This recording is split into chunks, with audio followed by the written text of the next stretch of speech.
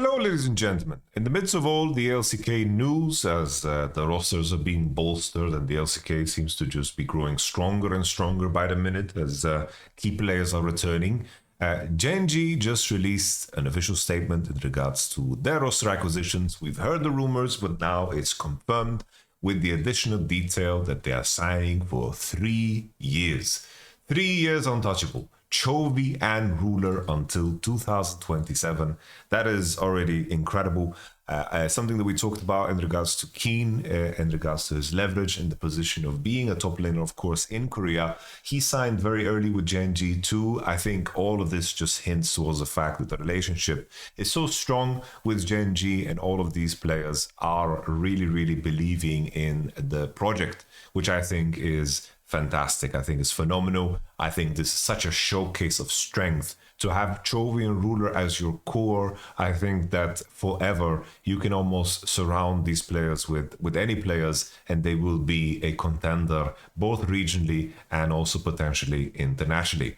I think this is a fantastic show of strength. The last time RULER was on Gen.G was of course with LEHENDs and Peanut and Duran. The roster looks very different because as an addition we also have Duro coming over from BNK FEARX. So I honestly, from watching him play as he subbed in for Jonghoon, I didn't really see anything stand out. And on top of that, there was nothing that stood out that was bad either. And sometimes, you know, the possibilities that you have within a team, of course, is very limited by the opportunity that you're in. I watch a lot of the BNK FEARX, but the focal point of the team was never support, so something that just went under the radar for me. But something that I can add for those who don't know, Delight was a player that played for 2 years in Threaded Bryon, and then he made the move up to Gen.G, and he has been a staple top support in the region ever since. Sometimes a player just needs an opportunity to make the jump,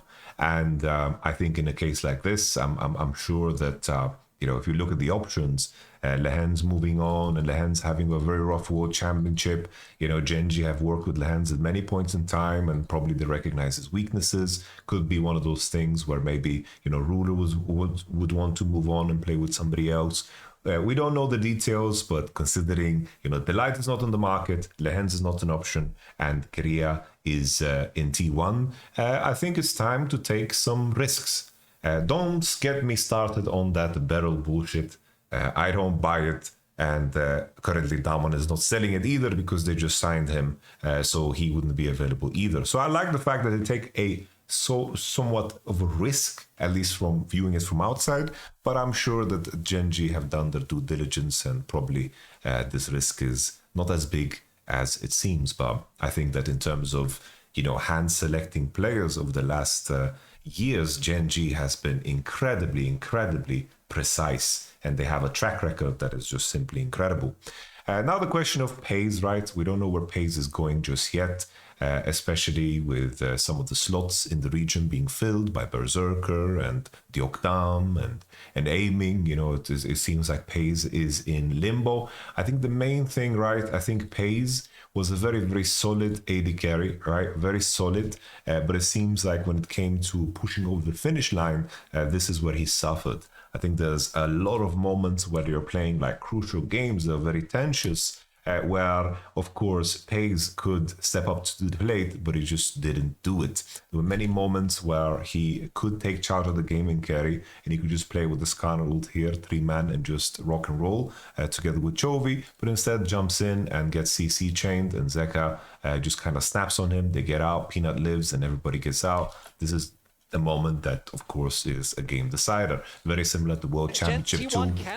We had moments like these where Gen.G are engaging, and then of course Keen gets the play of the year, and then it's just a question of like execution, and Peyz manages to get himself in a position where with flash and with the Ash range gets counter ulted for then the team fight to of course completely turn on its head. And while Peyz is very serviceable, Gen.G is very ambitious. I do think RULER is of course the opposite of this. It's like RULER is a big game hunter.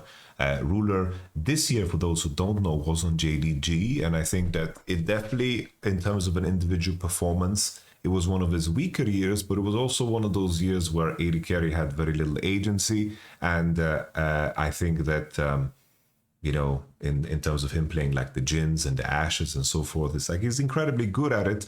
But there were definitely moments where he was overextending on mid waves, dying on bot waves. But I kind of give him a pass because Gen.G was such a tumultuous team this year, and I can imagine that players go through frustration. They need to deal with that, right? Because Gen.G moving from being the best roster of course, the previous year, going into this year, definitely made downgrades, and players around them also played worse. So I feel like Ruler, this is a player that you can rely on. This is a player that is going to compete for being the best player in his position.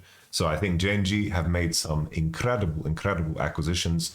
I think the main thing, right, in terms of the last time they played two, and I think the main criticism towards CHOVY is the fact that, you know, CHOVY, when it comes to playing long drawn out tournaments, I think that he focuses on the same champions over and over again. And as he proceeds into a tournament, his performance also goes down because teams begin to draft around it. That is the main thing for me with CHOVY, his main weakness. I think his strength also comes from his weaknesses, that he is a person that loves to play the same champion over and over again. If we just pull up his Game of Legends as an example, Forbidden. We can't pull up his Game of Legends, but he likes to concentrate his gameplay around a few champions. At this Worlds this year, it was a lot of Ahri games, and as the meta developed, he didn't develop with it. And while he played incredibly well on the Ahri, you could see that his impact was less as the tournament progresses. And I think this is true if you look back at the finals against How Alive 2, where he was just repeat slamming Corki. At some points, that works, right? For example, in spring, when he played straight 5 games of Azir and completely smurfed his face off. Sometimes that works, but sometimes the champions he plays don't have the agency that you expect from a player like CHOVY in this meta, and that is where he falls short. And I think that now, with him having Canyon and Ruler, these are players that are willing to go deeper, are willing to clutch it out in draft, which could finally push CHOVY over the finish line to, of course, win his first World Championship, because obviously this roster is somehow an upgrade from the previous year. They have, completely kept, the most strong part, which is that top side. And then the big question mark, of course, is Duro. But I have a good feeling about Duro, knowing the context of course, Gen.G. So Ruler, Canyon, and also even Keen, these are big game players that are willing to go out of the pocket.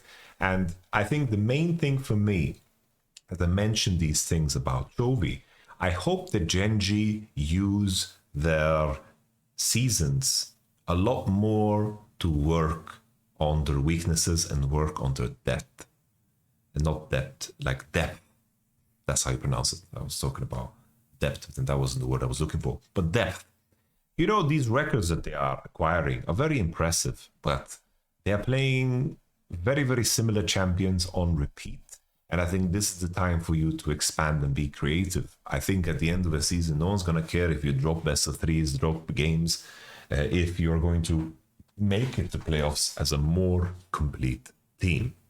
So I hope that they take more of an experimental approach, because I do think that this is the final hurdle that CHOVY needs to overcome as a player, that he is the one who knocks in series that go deeper. The same way Faker adapted to the Silas and adapted to, of course, the Galio Blind, the same way Knight did at the tournament, adapting his pool with what was going on around him. There were too many games where CHOVY was playing hard Ahri games or hard Silas games, and he was sticking to comfort, and the enemy drafted around these champions because he turned predictable. So with this acquisition, maybe CHOVY can, continue down that same line of thinking.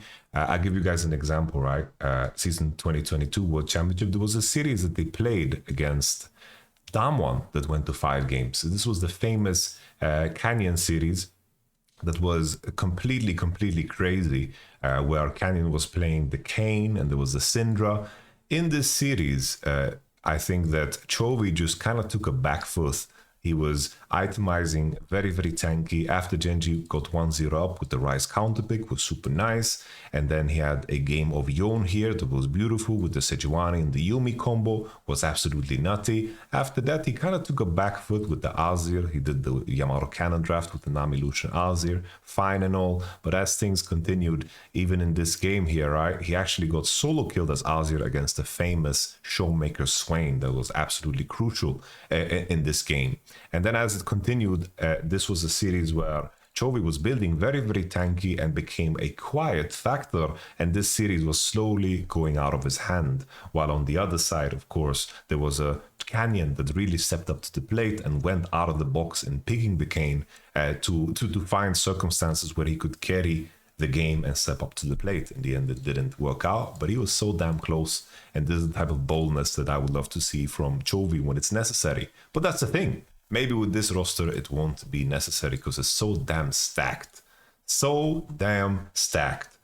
My first initial feeling, right, is that this team together with How Alive are definitely like the strongest team coming into the LCK. There is the magic of T1 in terms of them playing at the World Championship and so forth, but Doran is objectively, of course, a downgrade against Zeus, and T1 is moving on from ZOFGK. But in the next video, we're going to break down, How Alive versus, T1 in terms of who won the exchange and how it's going to change the dynamic of both teams. But I wanted to address Gen.G first. But already the fact this news, CHOVY and RULER until 2027, 3 years untouchable, that is a damn good slogan. And I do think that it makes a lot of damn sense.